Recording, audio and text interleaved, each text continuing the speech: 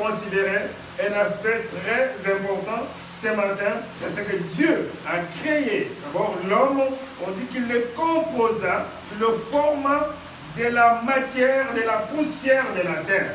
Donc comme tous nous le savons, Dieu a pris la terre, qu'il a formée, donnant la forme que tu as aujourd'hui, la forme de l'homme. C'est qu'on dit toujours lors des obsèques, lors de l'enterrement, on dit tu es poussière et tu rentreras à la poussière. Parce que tout homme a été créé de la terre. Amen. Mais quand tu as composé la partie physique de l'homme qui était la terre, cette partie était inerte, il n'y avait pas de vie. C'était juste comme le statut que nous pouvons voir aujourd'hui. Pour ceux qui sont à Kinshasa, tu peux voir qu'il y a le statut de Lumumba qui ne bouge pas. Pourquoi il ne bouge pas? C'est parce qu'il n'y a pas de vie dedans. Il y a le statut de Moussé qui est aussi là, qui ne bouge pas. Il y a plusieurs statues que vous pouvez retrouver, mais ça ne bouge jamais. Vous êtes en Afrique du Sud, vous voyez qu'il y a un statut de Mandela. Bon, il y a des gens qui vont là-bas se photographier, mais ils ne se saluent pas parce qu'ils ne bougent pas, ils ne parlent pas. C'est juste un monument. Et c'est comme ça que c'était l'homme de la première partie de sa création. Il était inerte parce qu'il n'y avait pas de vie. Et c'est comme ça que la suite du verset dit, mais Dieu souffla dans ses narines un souffle de vie. Un souffle de vie.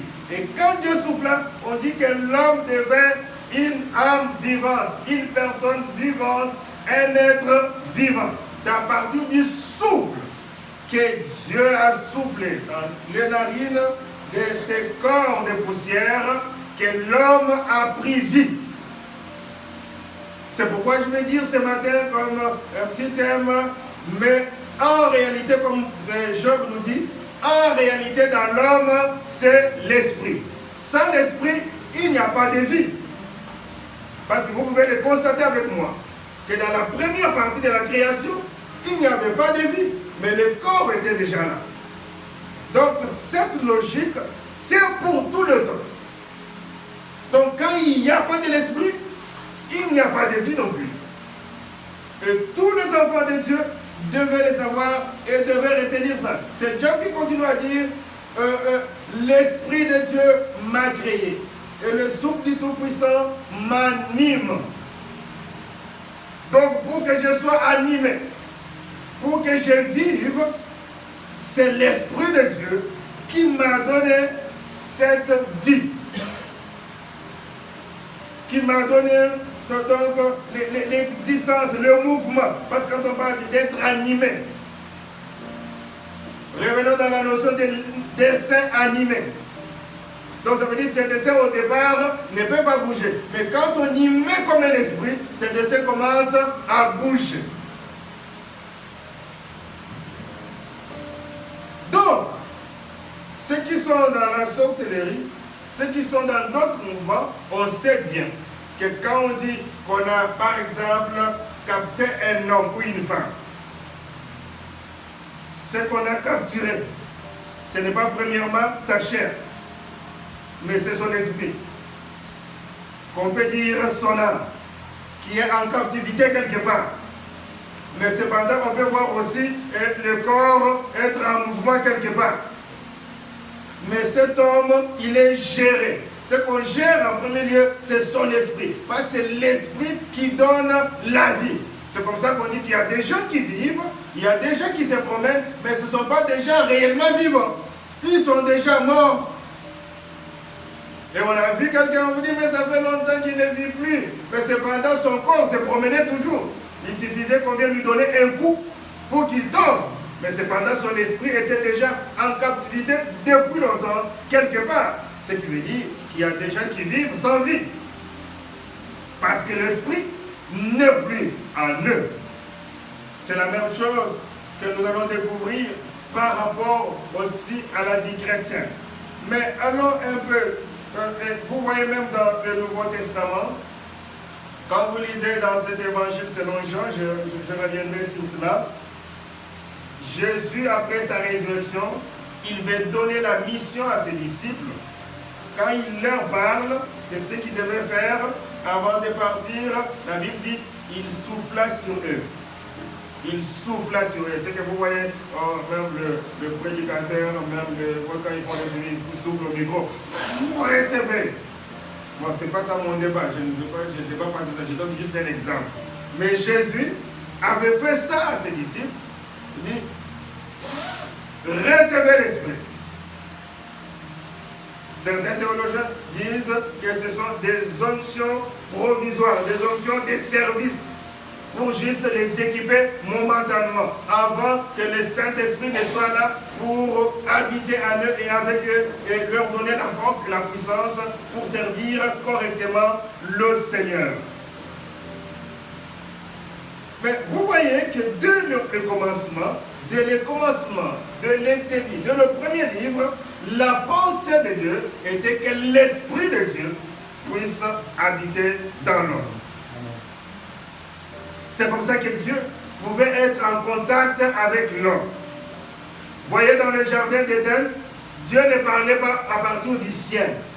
Dieu venait dans le jardin d'Éden. Il parlait avec Adam et Ève. Il conversait. Pourquoi? Parce que l'esprit de l'homme pouvait entrer en contact avec l'esprit de Dieu. Ça veut dire l'homme et Dieu communiaient. Mais comment ils communiaient? C'est par l'esprit. Amen. C'est comme ça que dès l'instant que l'homme a péché, l'homme ne pouvait plus être en contact avec Dieu. Il a quitté la présence de Dieu. C'est parce qu'il n'y avait plus de vie de Dieu en lui. Il y a eu la mort, parce que Dieu avait dit, quand vous mangerez cet arbre, vous mourrez. Mais ce n'était pas le corps qui était mort. C'était juste la séparation, parce que la mort veut dire la séparation. Être séparé d'eux. Ça veut dire l'esprit de l'homme s'était séparé de l'esprit de Dieu. Il n'y avait plus contact. Dès ces instants, l'homme ne vivait plus la vie de Dieu. Il n'était plus capable de marcher avec Dieu. Il n'était pas capable de satisfaire aux exigences de Dieu.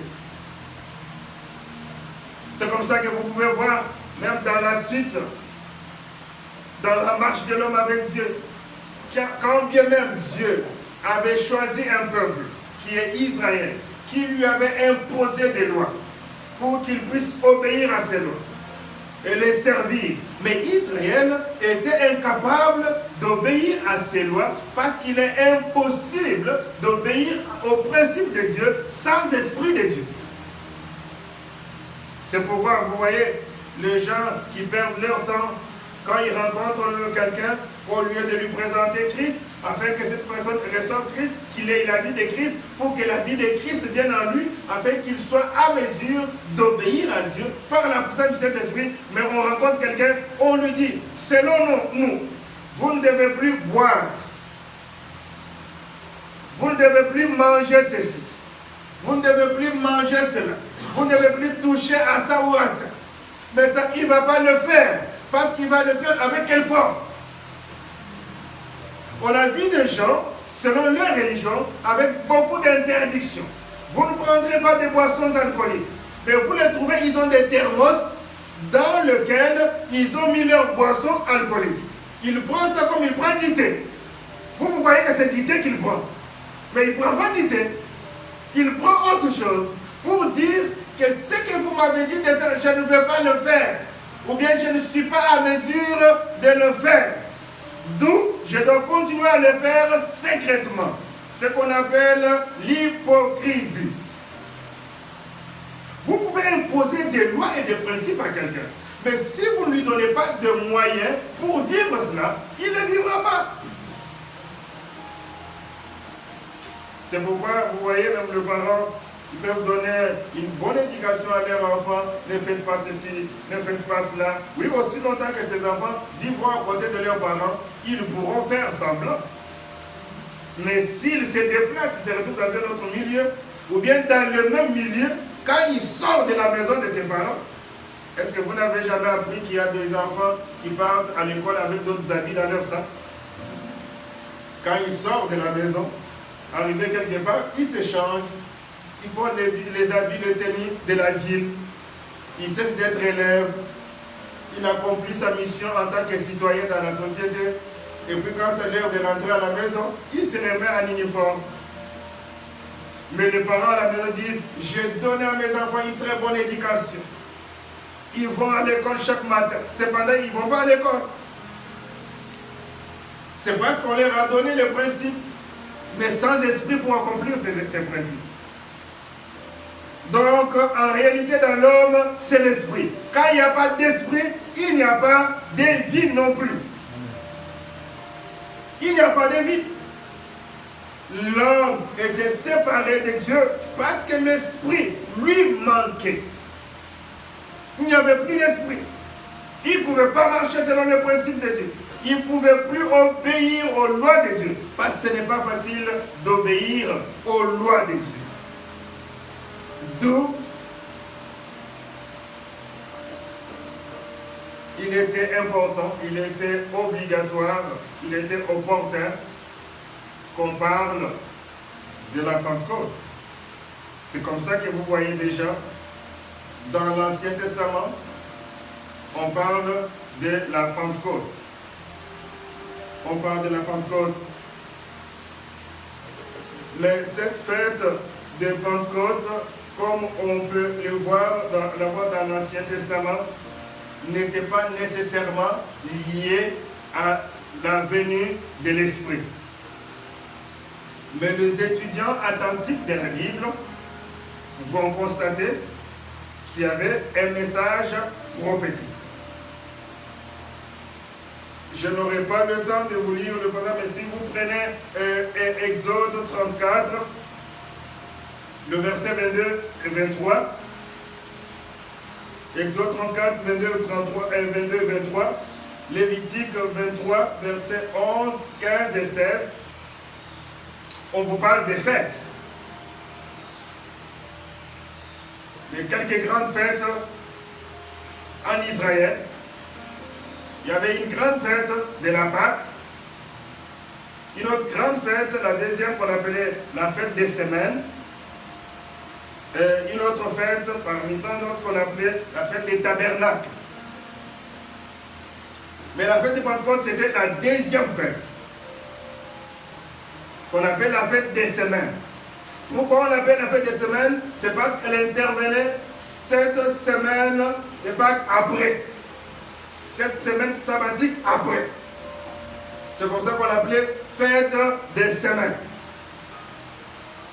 Et vous voyez, cette fête était liée à la moisson. C'est dans cette dimension que moi je vais dire que cette fête était déjà prophétique. Sans parler du Saint-Esprit, mais elle prophétisait déjà sur le Saint-Esprit. Parce que quand on voit, comme on va lire dans Actes, vous allez voir quand la Pentecôte chrétienne arrive, il y a eu une grande moisson. Parce que Jésus dit à ses disciples, venez et je vais faire de vous des pêcheurs d'hommes. Ou des gagneurs d'âmes. Ça veut dire, avec l'arrivée de la Pentecôte du Saint-Esprit, il y a eu une grande moisson des âmes. Donc, c'était déjà prophétisé dans l'Ancien Testament, en parlant de la fête de Pentecôte, qui était la fête de la semaine, ou en d'autres termes, la fête de la moisson.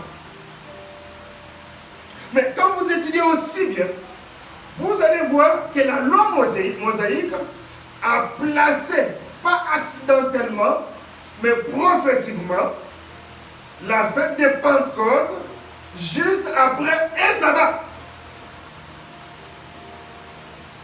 Ce n'est pas un hasard. Parce que quand la Pentecôte chrétienne arrive, ça veut dire c'est après la mort, la résurrection et l'ascension de Jésus. Et nous savons que Jésus est notre sabbat. Donc Dieu, déjà là dans l'Ancien Testament, prophétisait sur ce qui devait arriver avec le Saint-Esprit dans le Nouveau Testament.